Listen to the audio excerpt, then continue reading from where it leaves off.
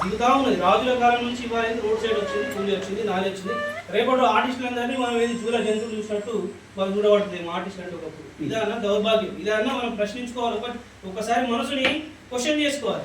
ఇంత గొప్ప ఇంత ఘన చరిత్ర ఉన్న చిత్రకళ మన దగ్గరకు వచ్చేసరికి మన దశానికి వచ్చేసరికి నాశనం అయిపోవాలా? అంటే మన దగ్గర చరిత్ర హీములం కావాలా? చిత్రకళను కాపాడుకోవాల్సిన బాధ్యత ఎవరిదన్నా చెప్పండి. బ్రష్ పట్టుకున్న మనది కదా, మన గురువు కదా. నేనంట మాది ఒక కౌటల మండలం అని చెప్పేసి 1000 మందిలో ఒక్కరు చిత్రకారులు పుడతారు. 1000 మంది 10,000 మంది. మరి సమాజంలో ఏ స్థాయిలో ఉండాలి? నేను ఇంకా ఒక క్వశ్చన్ చేస్తూ ఉంటా.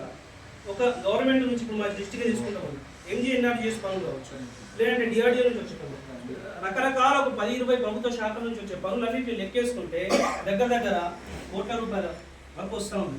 వర్క్ అనేది రిలీజ్ అవుతుంది గవర్నమెంట్ నుంచి, సెంట్రల్ నుంచి కావచ్చు, స్టేట్ నుంచి కావచ్చు. మరి మేము ఉన్న 60 మంది కుటుంబాలు కూడా ఎందుకు బతకలేకపోతున్నాం సగర్వంగా?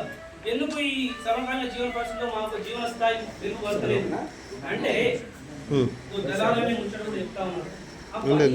చెప్పండి. ఇది ఇట్లనే మన పేరు చెప్పుకొని కొన్ని జిల్లాలో జరుగుతూ ఉన్నాయి. ఒక పని ఉన్నది, ఏదో ఫోటో తీసుకున్నారు, ఫార్వర్డ్ చేస్తున్నారు, పని మమ అంటున్నారు, మీద ఉన్నోళ్ళందరూ స్వాహ అంటున్నారు, కింద ఉన్న అడుగుతుంది అన్న. ఇవాళ మా జిల్లాలో నేను ప్రతిసారి గత 3-4 సంవత్సరాల నుంచి కాస్త చురుకున్నా, నన్ను ఆశీర్వదించిన పెద్దలు చాలా తరఫున నేను ఇదే విషయం చెప్తా ఉంటాను. మా ఆర్టిస్ట్ ఒక నీకెళ్ళి ఉంటాడు, కాలు చేతులు ఎగిపడ్డాయి, ఇప్పుడు ఎండ్ ఆఫ్ ద డే మంచాన్ని పరిమితమైంది. ఇక అడుక్కొని తినాలి, అది కొద్ది కులాలనే కాబట్టి పర్లేదు కానీ అంటే అడుక్కొని తినాలా. ఒకప్పుడు చిత్రకళా రంగానికి ఇంత సేవ చేసిన మీలాంటి గొప్ప గొప్ప చిత్రకారులు ఈరోజు పని లేక పరేషాన్ కావాలి. ఇది ఇక్కడనే కాదు, రాష్ట్రం మొత్తం నడుస్తుంది. దీని మీద ఎట్లా అంటే ఒక రకమైన ఎట్లా మనసులో రగులుతుంది. దీనికి ఒక కావాలి, ఒక చరమ గీతం కావాలి, ప్రభుత్వానికి మన తరఫున వినిపించిన గొంతు కావాలి.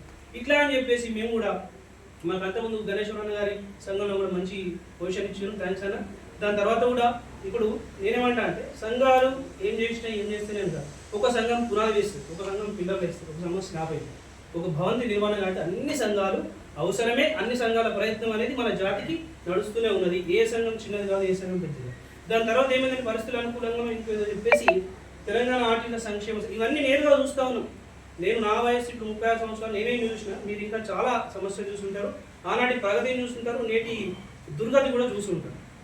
ఇవన్నీ చూసి కొందరు మనసులు చెలిస్తూ ఉన్నాయి. కాకపోతే ఆర్థిక బలం లేకనో ఇంకే బలం లేకనో ముందుకు రాలేకపోతుంది.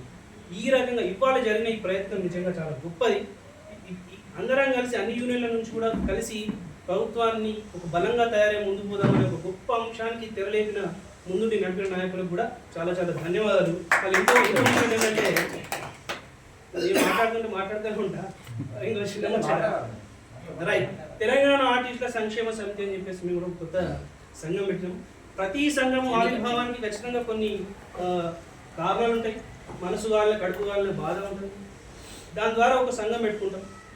ఏది కానీ దిగితే కానీ లోపు తెలియదు అన్నట్టు దిగినాకనే ఏదైనా ముచ్చట తెలుస్తుంది మనకు. సరే అని చెప్పేసి మేము ఒక సంఘం పెట్టుకున్నాము.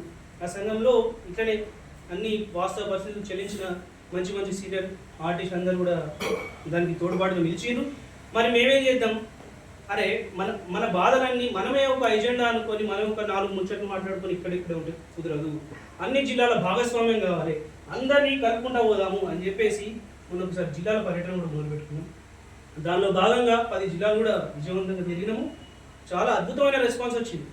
ఎప్పుడు కానీ మన చిత్రకారులు పాపం అంటే పాపమే వాస్తవం. ఎందుకంటే అందరూ కడుపాలు ఎవరన్నా వస్తారు, ఏదన్నా చేస్తారు, ఎవరన్నా వస్తారు, ఏదన్నా చేస్తారు. కానీ పరిస్థితులు అనుకూలించక ఎందుకో వెనుకబడతారంగా పడితేనే ఉన్నది. అది ఆర్థిక లోటు ఇంకో లోటు ఇంకో, ఎందుకంటే బ్రష్ పట్టుకుంటేనే 4 పైసలు అని ఇటు చూసుకోవాలి, ప్లస్ అటు చూసుకోవాలి. సో ఇవన్నిటిలో కొద్దిగా వెనుకబాటుతనం కూడా జరిగింది. కాకపోతే ఇకపై మన ఆర్టిస్ట్ అందరూ ఒకే తాటి మీద నడవాలంటే మరి జేఏసీగా ముందుకు వెళ్తారా, మరి ఇంకే రకంగా ముందుకు వెళ్తారా, మరి ఈ ప్రోగ్రామ్ యొక్క ఉద్దేశం ఇంకా పూర్తి స్థాయిలో కూడా నాకు తెలియదు. మరి వచ్చినప్పుడనే ఇంకా అన్నగారు తెలిపిన దాన్ని బట్టి మిగతా కూడా మళ్ళీ మాట్లాడతా. ఈ అవకాశం ఇచ్చినందుకు థ్యాంక్స్ అన్న. ఇంకా చాలా మాట్లాడాలి, ఐక్యంగా ముందుకు పోవడం అనేది చాలా చాలా హర్షించదగ్గ విషయం. అవకాశం ఇచ్చినందుకు థ్యాంక్స్ అన్న.